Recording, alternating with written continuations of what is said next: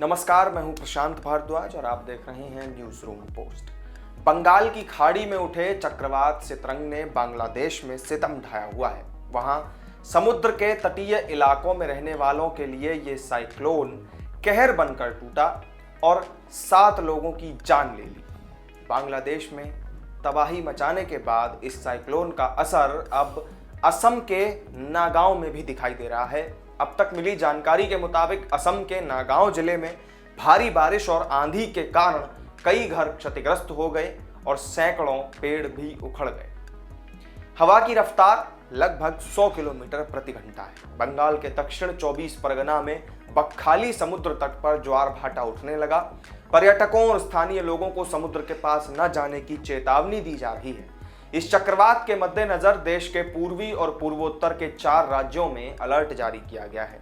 समुद्र में बंगाल की खाड़ी हो या अरब सागर, चक्रवाती तूफानों की तबाही से अक्सर देश के तटीय इलाके प्रभावित होते हैं।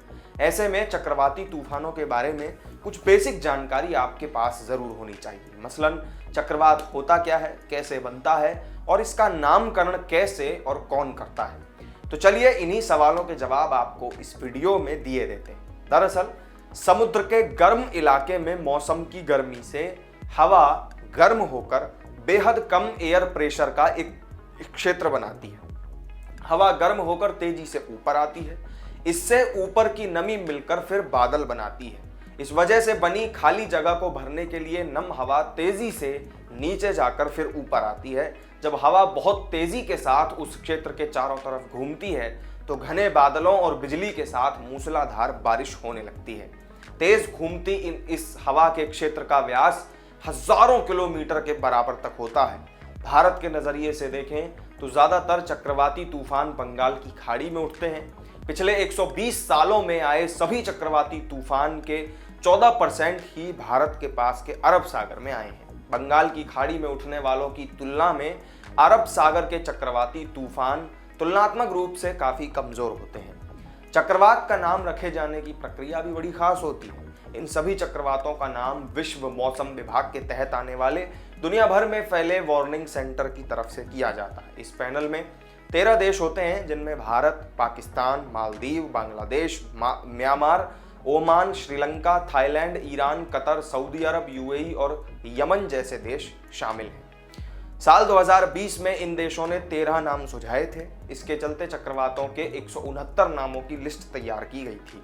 चक्रवाती तूफानों के 64 देश नाम तय करते हैं। जब चक्रवात इन 8 देशों के किसी हिस्से में पहुंचता है तो सूची से अगला दूसरा सुलभ नाम रख दिया जाता है।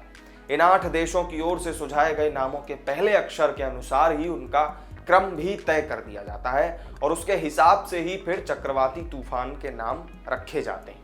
साल 2004 में चक्रवाती तूफानों के नामकरण की यह प्रक्रिया शुरू की गई थी। तो अब सवाल आता है कि चक्रवात का नाम रखने की आखिर जरूरत क्या है। समुद्र से एक चक्रवाती तूफान 1 हफ्ते या इससे भी ज्यादा समय तक चलता है। एक समय में 1 से ज्यादा तूफान आने पर मौसम विभाग से जुड़े और अन्य लोगों को किसी तरह का कोई कंफ्यूजन ना हो, इसलिए इन तूफानों का नाम दे दिया जाता है। इससे आपदा चेतावनियां जारी करने और भविष्य में पिछले चक्रवातों का उल्लेख करने में भी आसानी होती है। सामान्य रूप से ट्रॉपिकल चक्रवातों के नाम क्षेत्रीय स्तर पर नियमों के अनुसार होते हैं और सितरंग की अगर बात की जाए तो सितरंग तूफान का जो नाम है वो थाईलैंड ने दिया है। तो इस वीडियो में मेरे साथ फिलहाल इतना ही। सितरंग के सितम और चक्रवाती तूफानों के पूरे जनरल नॉलेज के बारे में आपका क्या कहना है, कमेंट करके हमें ज़रूर बताएं। वीडियो अगर अच्छा लगा हो तो लाइक और शेयर कर दें, साथ ही चैनल को सब्सक्राइब जरूर कर लें। फिर मिलेंगे आपसे नई वीडियो में नई जानकारी के साथ। तब तक के लिए दीजिए इजाज़त। नमस्कार।